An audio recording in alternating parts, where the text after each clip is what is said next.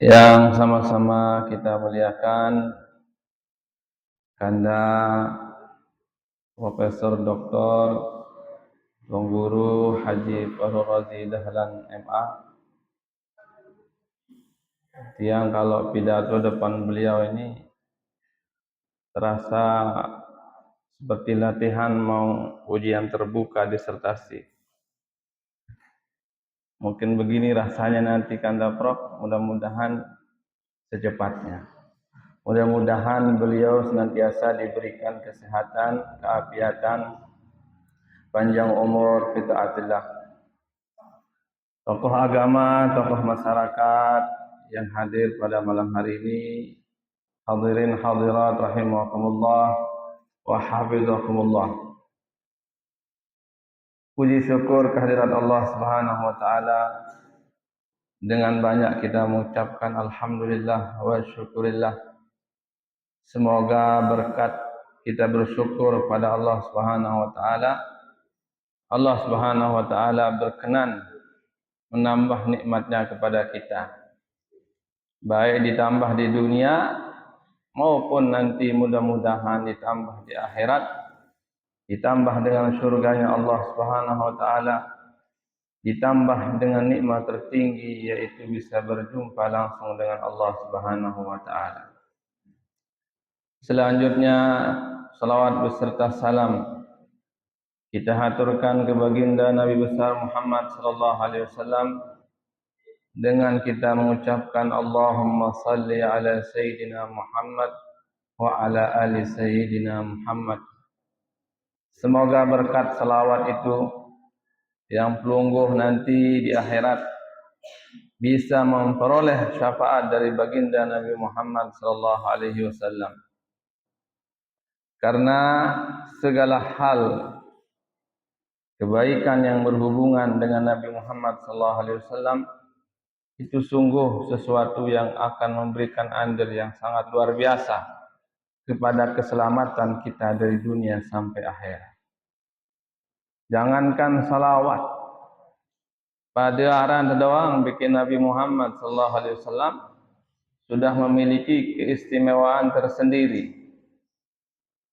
Sehingga dalam sebuah riwayat disebutkan lamun aran Muhammad doang, nanti di akhirat Muhammad ini akan memperoleh keistimewaan khusus.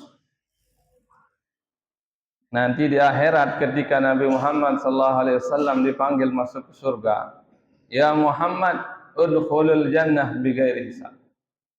Muhammad tamu surga dia nyerang terus. Nabi Muhammad sallallahu alaihi wasallam disuruh masuk surga.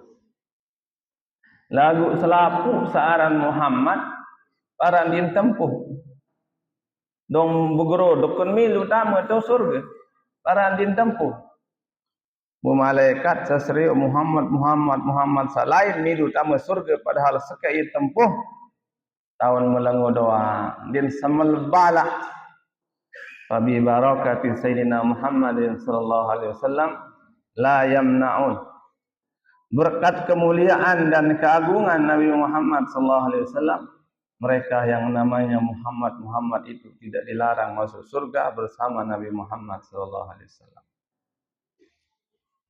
Satu selawat yang kita baca kepada Nabi Muhammad sallallahu alaihi wasallam dijadikan satu malaikat oleh Allah Subhanahu wa taala. Malaikat ini yang akan menjadi teman dan penjaga kita di dalam kubur nanti. Malaikat ini yang akan menjadi teman dan penjaga pemelihara kita di padang mahsyar, di titik Shiratal Mustaqim, dan dia akan kawal kita sampai kita bisa masuk ke dalam surganya Allah Subhanahu wa taala. Itu selawat. Kan ia doang sin harapan setiang pelungguh berbicara adik selamat di dalam kubur. Lamun wah kubur tak selamat insyaallah sampai surga selamat. Kubur ini adalah penentuan. Kalau di dunia yang selamat bahagia itu tidak hanya orang Islam, orang beriman. Dengan kafir bahagia selamat sugihan dia malah di dunia ini dengan kafir. Lagu lema le dalam kubur hanya orang beriman, orang Islam dan beramal soleh yang akan memperoleh keselamatan dan kebahagiaan. Mudah-mudahan tiang hulungguh lemak dimitamo ke dalam kubur tersenyum bahagia, karena di situ kita menemukan amal soleh yang selama ini kita lakukan. Yang kedua lahir leman tiani nak nangis. Nangis terdende, nangis. Ndara dengan sogol leman tianina an kedere. Amun dek kedere sogol leman tianina entu. Kemelas dengan, nggih. Kembe nabun dengan sogol leman tianina nangis. Para nek dunia niki lebih sempit leman tianina, sulung-sulung luas gati. Ketika kita keluar dari perut ibu kita, kita menangis, tapi orang tua kita, keluarga kita tersenyum bahagia dengan kehadiran kita.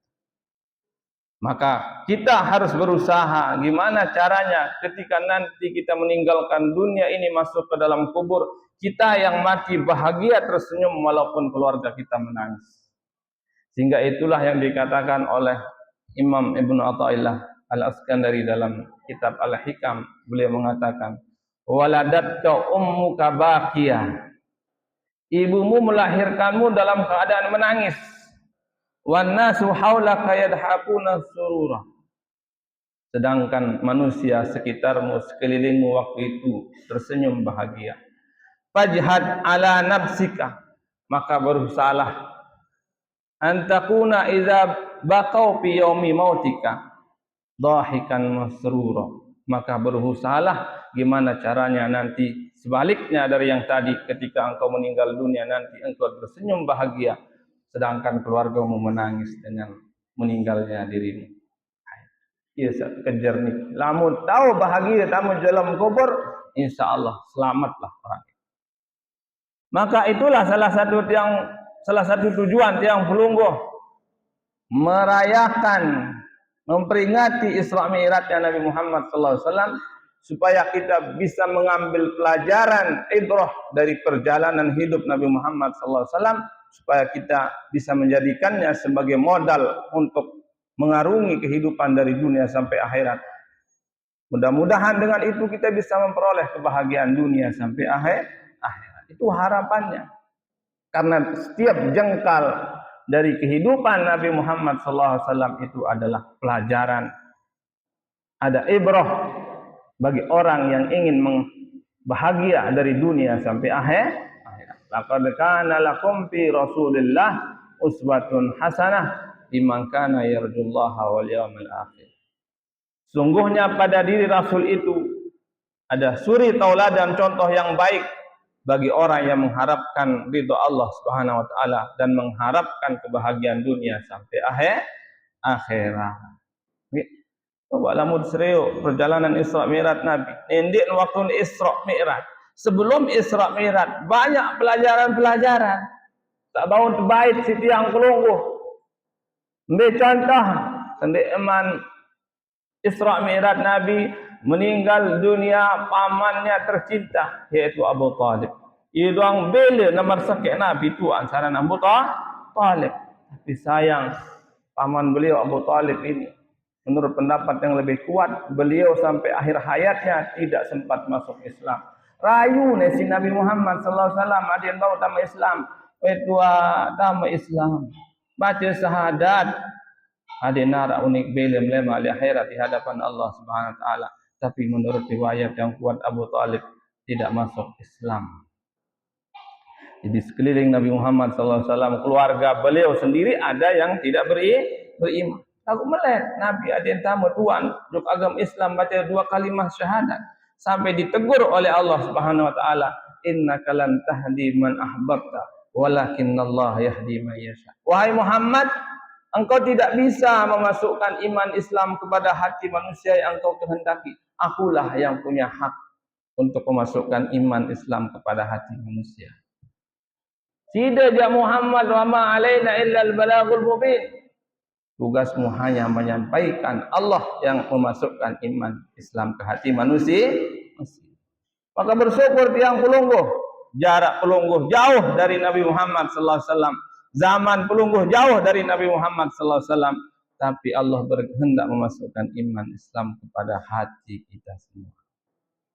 Karena berembek pacu dengan beramal di masjid, berembek-rembek pacun dengan beramal jok madrasah, berembek-rembek pacun dengan sedekah jok fakir miskin, tapi dia tidak punya iman Islam, kalau dia enggak punya asyhadu alla ilaha illallah wa asyhadu anna muhammadar rasulullah sebagai kunci surga, maka surga itu tidak akan pernah terbuka untuknya. Ya, syukur tiang gunung. Setelah meninggalnya Abu Talib aman beliau berselang 1 bulan meninggal istri beliau tercinta Siti Khadijah. Siti Khadijah niki pembela utama beliau, tidak hanya pembela tapi donatur utama perjuangan Nabi Muhammad SAW. Siti Khadijah itu wanita terkaya di Mekah. 1/4 kekayaan Mekah itu milik Siti Khadijah. Mbele mansoge Siti Khadijah berusaha lalu berdagang. Berdagangnya ke luar negeri. Namun pelungguh ibu-ibu umbi yang berdagang paling jauh yang keluar. Pegondang, pancor, paling ngetolit nendak beretais. Lagu lamun Siti Khadijah luar negeri perjalanan 1 bulan. Dia punya pekerja yang banyak sehingga kekayaannya melimpah. Tapi sayangnya Siti Khadijah itu ketika meninggal dunia, salah satu penyebab meninggal dunianya adalah karena kelaparan. Karena lapar. Kemana hartanya yang banyak itu? Habis diimpakkan untuk perjuangan Nabi Muhammad sallallahu alaihi wasallam. Ya pun sedih lalu Nabi ditinggal meninggal dunia oleh istri beliau itu. Bu saya hendak sedih tembelin mati sesnila nggih. Kira-kira sa laki niki ketua pelungguh mun tembelin mati sesnila sedih atau ndek? Sedih ndek? Teduk doang cemoh jaga. Ada berkuih leman muris baru jamaah. Adik me bapak maut merari malik tu. Ada lain doang sini. Dengan ini balik lalu jasa dapat pelungguh. Mulai juga yang pelungguh hendak dait ipin balik. Beli nak kanan. Lalu jeng beli papu kama. Kira jelon itu seminggu. Lalu jeng pawon ure ronasan darak mantronas. Lalu jeng mesin cuci popoan numpuk lapah terpaksa priapan dedin anak kelapahan ama aneh priapan tane dente nak cida meriap nani paksa lah meriap aman pina apa pina sambal tolang kedelai amak setia pina sambal tolang kedelai sambal senjuluan tepuk kedelai di nuah goreng aneh sampai gotong sambal dini masak kedelai Saluah tiang menonton jalannya ke sama orang ini mentah, okay? Kelak dolang komak 2 minggu dinimbuk, ini goreng, no, jasa dengan ini, ndak reweha, nia pokoan, nia beriapan, nia rikaan, ben penyusu anak, ben penyusu amal. Itu masalah jaza perempuan itu. Maka Nabi mengatakan istausu bin nisa'i khairah. Aku wasiatkan kepada kalian untuk berbuat baik kepada perempuan. Ma akramahunna ilal kiram. Hanya laki-laki mulia yang bisa memuliakan perempuan. Maka sedihlah Nabi Muhammad sallallahu alaihi wasallam ditinggal meninggal dunia oleh 2 orang ini. Ketika Nabi dilempar oleh tai onta, ketika Nabi berdarah pipinya, copot giginya waktu perang Uhud. Ketika beliau dilempari, ditaib dengan batu sampai berdarah, beliau enggak bersedih hati. Beliau enggak susah dihina, dianggap gila oleh orang kafir Quraisy. Tapi ketika meninggal dunia 2 orang ini, beliau sangat bersedih hati, luar biasa. Maka sampai tahun itu dinamakan dengan Amul Huzni, tahun kesedihan. Maka dikirimlah malaikat Jibril bersama Burak oleh Allah Subhanahu wa taala untuk menjemput Nabi Muhammad sallallahu alaihi wasallam melaksanakan Isra Mi'raj. Yang salah satu tujuan Nabi Muhammad sallallahu alaihi wasallam melaksanakan Isra Mi'raj adalah untuk menghibur Nabi Muhammad sallallahu alaihi wasallam yang lagi berduka. Entetena jalan-jalan. Maka ini dalil bahwa jalan-jalan itu sunnah bagus. Kanggo tiang pelungguh borong engkel betul sembalun lalu serik kekuasaan Allah. Gunung-gunung yang tinggi, hutan yang luas, itu serik kekuasaan Allah. Kenapa?